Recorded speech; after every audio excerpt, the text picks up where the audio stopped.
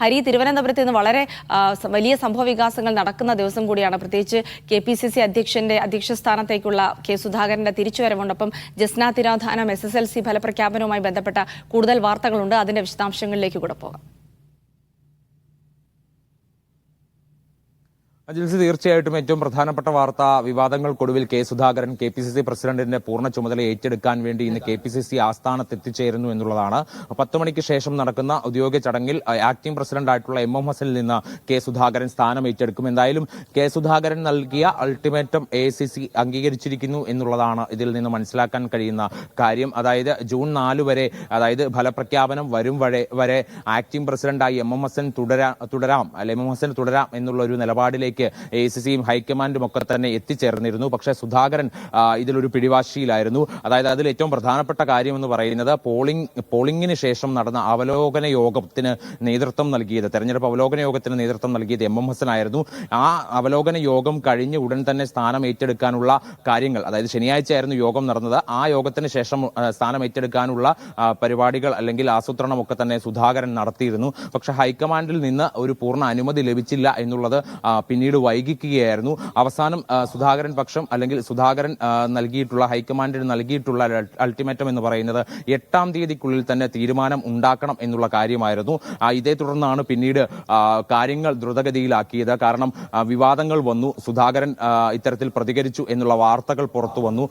അതുകൊണ്ട് തന്നെ AICC general secretary KC വേണുഗോപാലാണ് ഇതിൽ ഇനി വിവാദങ്ങൾ വേണ്ട എന്ന തീരുമാനത്തിലേക്ക് എത്തിയതും ഇന്നിപ്പോൾ ചുമതല ഏറ്റെടുക്കാമെന്നുള്ള പൂർണ്ണ അനുമതി നൽകിയതും. അതിന്റെ അടിസ്ഥാനത്തിലാണ് ഇന്നിപ്പോൾ സുധാകരൻ പൂർണ്ണ ചുമതലയോടുകൂടി വീണ്ടും KPCC പ്രസിഡന്റായി സ്ഥാനം ഏറ്റെടുക്കാൻ ഒരുങ്ങുന്നത്. മറ്റൊന്ന് ജിൽസി സൂചിപ്പിച്ചതുപോലെ ജസ്ന തിരോധാന കേസാണ്. അതിങ്ങനെ നീണ്ടു പോവുകയാണ്. അതിലൊരു വിധി ഇതുവരെ വന്നിട്ടില്ല. കഴിഞ്ഞ തവണ കേസ് കോടതി പരിഗണിക്കുന്ന സമയത്ത് CBI കേസ് ഡയറി കോടതിയിൽ, തിരുവനന്തപുരം CJM കോടതിയിൽ ഹാജരാക്കിയിരുന്നു. ആ കേസ് ഡയറിയിൽ പറയുന്ന കാര്യങ്ങളും ഒപ്പം തന്നെ ജസ്നയുടെ പിതാവ് ജെയിംസ് എഴുതി നൽകിയ ചില കാര്യങ്ങളുണ്ട്. അതായത് ഈ കേസിൽ താൻ ആവശ്യപ്പെടുന്ന ചില കാര്യങ്ങൾ അന്വേഷിക്കണം, ആ അന്വേഷിക്കേണ്ട കാര്യങ്ങൾ ഇതൊക്കെയാണ്, താൻ മുൻപ് ഉന്നയിച്ച ചില ആരോപണങ്ങളുണ്ട്, ആ ആരോപണങ്ങൾക്കുള്ള തെളിവുകൾ ഇതൊക്കെയാണ് എന്നിവ മുദ്രവെച്ച കവറിൽ കോടതിയിൽ സമർപ്പിച്ചിട്ടുണ്ട്. ഇവ രണ്ടും പരിശോധിച്ച ശേഷം ഒരുപക്ഷെ കോടതി ഇന്ന് തന്നെ വിധി പറയാനുള്ള സാധ്യതയുമുണ്ട്. ചിലപ്പോൾ മറ്റൊരു ദിവസത്തേക്ക് വിധി പറയാൻ മാറ്റിവെക്കാനും സാധ്യതയുണ്ട്. എന്തായാലും 1-2 സിറ്റിംഗിനുള്ളിൽ തന്നെ ഈ ജസ്ന തിരോധാന കേസിൽ തുടരന്വേഷണവുമായി ബന്ധപ്പെട്ടൊരു വിധി കോടതിയിൽ നിന്ന് പ്രതീക്ഷിക്കാവുന്നതാണ്. മറ്റൊന്ന് SSLC പരീക്ഷാഫലമാണ്. കുട്ടികൾ വളരെ പ്രതീക്ഷയോടുകൂടി കാത്തിരിക്കുന്ന ഒരു ദിവസം കൂടിയാണ്.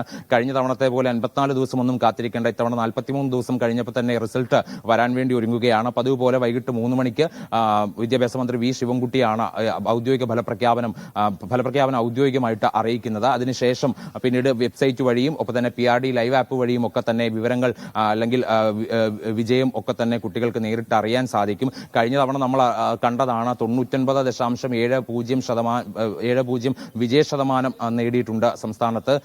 അതുകൊണ്ട് തന്നെ അന്ന് കുറെ വിവാദങ്ങൾ ഉണ്ടായിരുന്നു. ഇത്തവണ ആ വിവാദങ്ങൾക്കിടയിൽ ഇത്തവണ ഫലത്തിൽ എങ്ങനെയാണ് വിജയ ശതമാനം കൂടുമോ കുറയുമോ എന്നുള്ളതാണ് ഇനി നോക്കിക്കാണേണ്ടുന്ന ഒരു കാര്യം. എന്തായാലും ഫലപ്രഖ്യാപനം വന്ന് വളരെ കുറച്ച് ദിവസങ്ങൾക്കുള്ളിൽ തന്നെ അടുത്ത പ്രവേശന നടപടികളിലേക്ക് കടക്കാൻ വേണ്ടിയാണ് സർക്കാർ ഉദ്ദേശിക്കുന്നത്. മറ്റൊരു പ്രധാനപ്പെട്ട കാര്യം എന്ന് പറയുന്നത് KSEBയുമായി ബന്ധപ്പെട്ടതാണ്. അതായത് വൈദ്യുതി നിയന്ത്രണം, അപ്രഖ്യാപിതമായി തന്നെ വൈദ്യുതി നിയന്ത്രണം സംസ്ഥാനത്ത് പലയിടങ്ങളിലും ഉണ്ട്. ഒപ്പം തന്നെ പ്രാദേശിക നിയന്ത്രണം ഏർപ്പെടുത്തിയിട്ടുണ്ട്. ഇതിന്റെ പശ്ചാത്തലത്തിൽ ഈ വൈദ്യുതി പ്രതിസന്ധി നിലനിൽക്കുന്നു.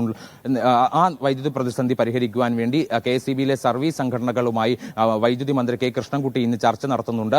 ആ ചർച്ചയിൽ ഉരുത്തിരിഞ്ഞു വരുന്ന ആശയങ്ങൾ സർക്കാർ ചർച്ച ചെയ്യും. എന്നിട്ട് അതിലൊരു തീരുമാനം എടുക്കാനാണ് നിലവിൽ ഉദ്ദേശിക്കുന്നത്. ഒപ്പം തന്നെ നാളെ ഉന്നതതല യോഗം ചേരുന്നുണ്ട്. അതിലായിരിക്കും വൈദ്യുതി നിയന്ത്രണം സംബന്ധിച്ച കാര്യങ്ങൾ ചർച്ച ചെയ്യുക. വൈദ്യുതി നിയന്ത്രണം കൂടുതൽ സ്ഥലങ്ങളിലേക്ക് വ്യാപിപ്പിക്കണോ എന്നുള്ള കാര്യത്തിൽ നാളെ തീരുമാനമാകും.